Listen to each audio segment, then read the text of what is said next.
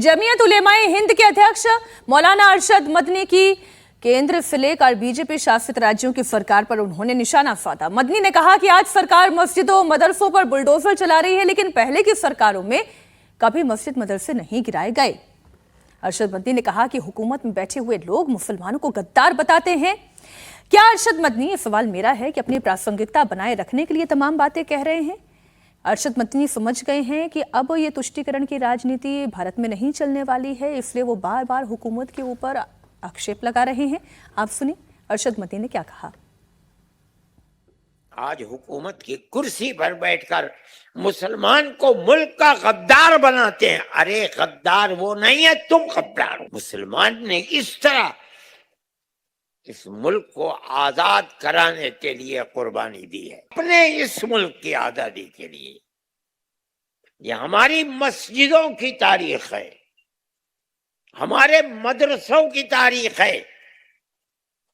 जिन मस्जिदों को आज ये गवर्नमेंट बुलडोजर से गिरा रही है, उन मदरसों की और मस्जिदों की तारीख है। मैं कहता हूं, आपके सामने कहता हूं, मुल्क की आजादी के बाद हुकूमत ने नहीं, मैं कहता हूं हुकूमत के लोगों ने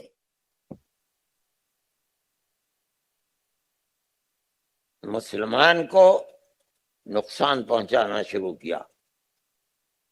70 साल गुजरे, आजादी के बाद हर हुकूमत में फसाद 20,000 के करीब फसादात हुए। क्यों? जो लोग इख्तिदार की कुर्सी पर सूबों में बैठे हुए थे, उन्हें मुसलमान अच्छा नहीं लगता था। मेरे भाई, प्यार और मोहब्बत के बगैर मुल्क नहीं चलेगा। मैं मुसलमान से कहता हूं, अगर मेरी आवाज किसी मेरे भाई हिंदू तक पहुंच रही है, मैं उससे कहता हूं,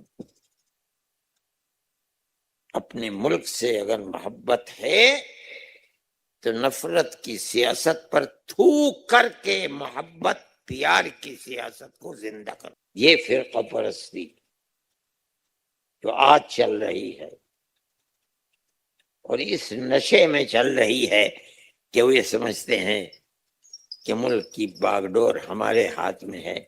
मेरे भाई, 800 साल हुकूमत करने के बाद वो बागडोर मुसलमान के हाथ से निकल गई। 250 साल हुकूमत करने के बाद मुल्क की बागडोर अंग्रेज के हाथ से निकल गई। आज इस घिनौने किरदार को पेश करके कोई ये समझता है कि मुल्क की किरदार बागडोर उन्हीं के हाथ में रहेगी। पागल है, दीवाना है, मजनून है। दुनिया कभी किसी के हाथ में नहीं रही। जो बात मदनी साहब ने कह दी वही बात है हर्षवर्धन जी। पागल, दीवाना, मजनू, ये कौन हुआ चला जा रहा है? मेरा तो सवाल ये है। और जो अरशद मदनी ये कह रहे हैं कि 800 साल जो है मुसलमानों ने सत्ता पर राज किया, क्या दर्द उन्हें इस बात का है कि अब उनके तुष्टीकरण की राजनीति चल नहीं पा रही है? अब कांग्रेस का जमाना नहीं रहा। नहीं, पता नहीं क्या, एक तो इन लोगों की क्या मानसिकता है, थूकना और जाने क्या क्या इसी तरह की बात करते हैं। बड़ी घटिया सोच के साथ ही लोग काम करते हैं। और मैं तो समझ नहीं पाता कि जब ये कहते हैं कि हमने इतने साल राज किया, तो किसके ऊपर राज किए भाई? तुम अरब से आए थे कि तुम तुर्की से आए थे कि कहीं और से आए थे? यहीं थे ना। तुम्हारे ऊपर राज करके तुमको मुसलमान बना के चले गए। थोड़ी तो समझ विकसित हो जानी चाहिए थी। कहाँ कौन राज करके चला गया? राज हमारे ऊपर ही करके गए ना। और उसी जो आक्रांता वाला राज है, जब उसी की निशानियां मिटाने की बात होती है तो कहते हैं कि मुसलमानों पे हमला हो रहा है। आप याद दिला के बार बार उस चीज को और पुख्ता करते हैं। इस देश के हिंदुओं को तैयार करते हैं कि गलती से भी कोई निशानी रह नहीं जाए, वरना यह गुलामी की निशानी वो उसी तरह से प्रस्तुत करेगा कि हम तो तुम्हारे ऊपर राज करते थे।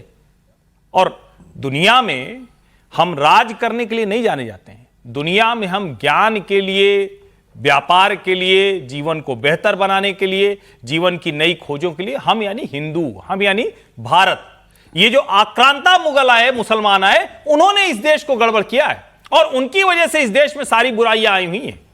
इसीलिए मैं कह रहा हूं कि जब इनके जैसे लोग बोलते हैं तो वो दरअसल इस देश के हिंदू को तैयार करते हैं, और पता नहीं क्या क्या शब्द बोलते हैं वो, मतलब ईश्वरी जाने वो किस मानसिकता से रहते हैं, तो उस पर क्या ही टिप्पणी की जाए। देखिए, इनकी भाषण को सुनने के बाद मुझे सर सैयद का 1886 और 1887 दो भाषण याद आ जाता है। एक तो उन्होंने लखनऊ में दिया था, दूसरा मेरठ में दिया था।